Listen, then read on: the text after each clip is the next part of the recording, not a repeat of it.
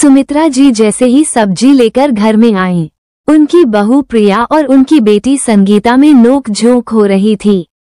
सुमित्रा जी ने सोफे पर बैठते हुए कहा, सुमित्रा बहू क्या बात है, तू हमेशा संगीता से लड़ती रहती है। प्रिया, हाँ मां जी आप भी मुझे सुना लो। दीदी की गलती तो आपको कभी दिखेगी नहीं। तभी दूसरे कमरे से संगीता रोती हुई आई और अपनी माँ के पास सोफे पर बैठ गई। संगीता, माँ अगर मेरे ससुराल में झगड़ा नहीं हुआ होता तो मैं कभी यहाँ मुंह दिखाने नहीं आती। पापा के जाने के बाद ही मुझे समझ जाना चाहिए था कि मायके में मेरी भाभी का राज हो गया है। सुमित्रा जी, लेकिन बात क्या हुई कोई बताएगा मुझे? प्रिया, मां जी आप दीदी से पूछो, मैंने इनको सिर्फ इतना कहा था कि नहाने के बाद कपड़े धोकर डाल दिया करो, सारे ऐसे ही पड़े रहते हैं। संगीता, हाँ मम्मी भाभी आपके, भैया के, अपने और चिंटू के कपड़े तो धो सकती हैं, लेकिन जब मेरे कपड़े धोने की बारी आती है तो कहती हैं खुद धो लो। प्रिया, बात को गलत दिशा में मत ले जाओ दीदी, मैंने इसलिए कहा था कि आप सबसे बाद में नहाती हो, तब तक मैं कपड़े धो चुकी होती हूँ, फिर वो अगले दिन तक पड़े रहते हैं। सुमित्रा, तो अब क्या मेरी बेटी तेरे हिसाब से नहाएगी? 2 कपड़े बाद में धुल जाएंगे तो क्या तेरे हाथ टूट जाएंगे? प्रिया, वाह माँ जी आप भी गलत का साथ दे रही हैं। एक तो ये शाम के समय नहाती हैं, क्या ये सुबह नहीं नहा सकती?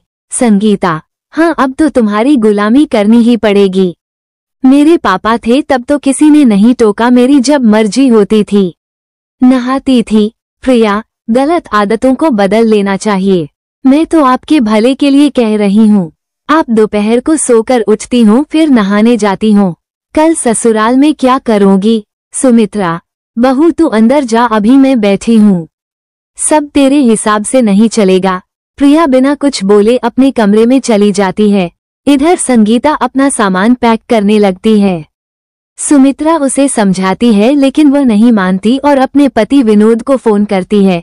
संगीता, सुनो जी तुम मुझे आकर ले जाओ, मैं अब यहाँ नहीं रहना चाहती हूँ।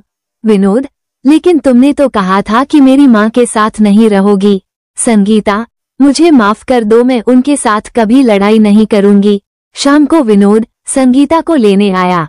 संगीता, भाभी मैं जा रही हूँ और अब शायद कभी नहीं आऊंगी।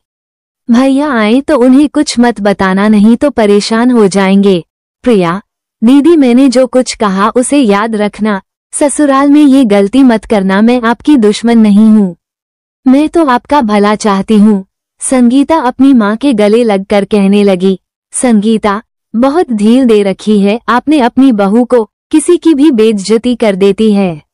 मैं तो जा रही हूँ, ऐसा ही रहा तो किसी दिन आपको भी बाहर का रास्ता दिखा देगी। सुमित्रा, बेटी तू चिंता मत कर, आने दे, चंदन को इसे ठीक करवाती हूँ। संगीता अपनी ससुराल पहुँच जाती है।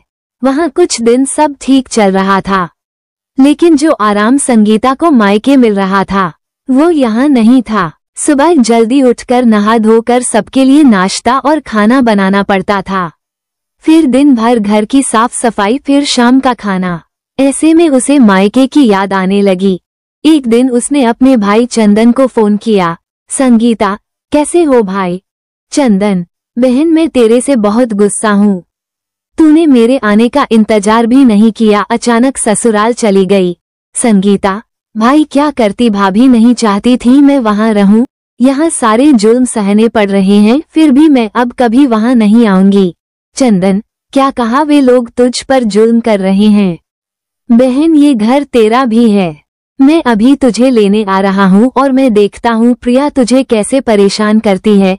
शाम को चंदन संगीता को लेने पहुँचा। विनोद, अरे साले साहब आज अचानक कैसे आना हुआ? चंदन, आप मेरी बहन को परेशान कर रहे हैं, मैं उसे लेने आया हूँ। विनोद, लेकिन हमने क्या किया? चंदन, वो सब मुझे नहीं पता। संगीता चल अपने घर। संगीता बाहर आती है, उसने सामान पहले ही पैक कर लिया था।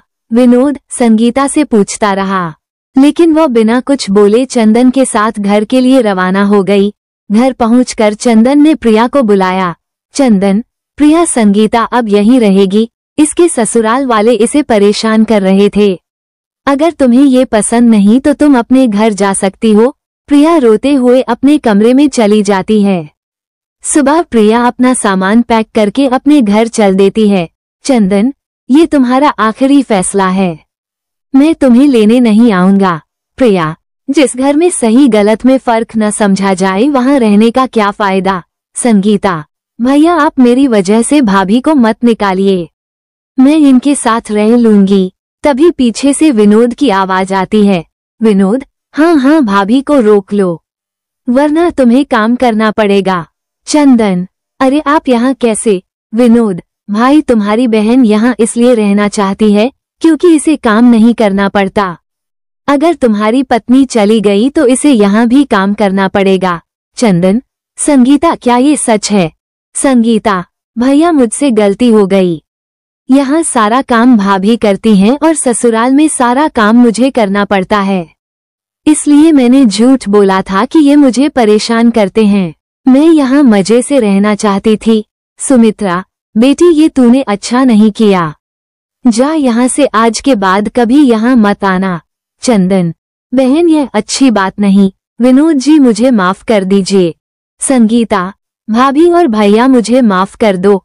विनोद, चलो अभी भी कुछ नहीं बिगड़ा, अपने घर चलो। संगीता अपनी ससुराल वापस चली जाती है।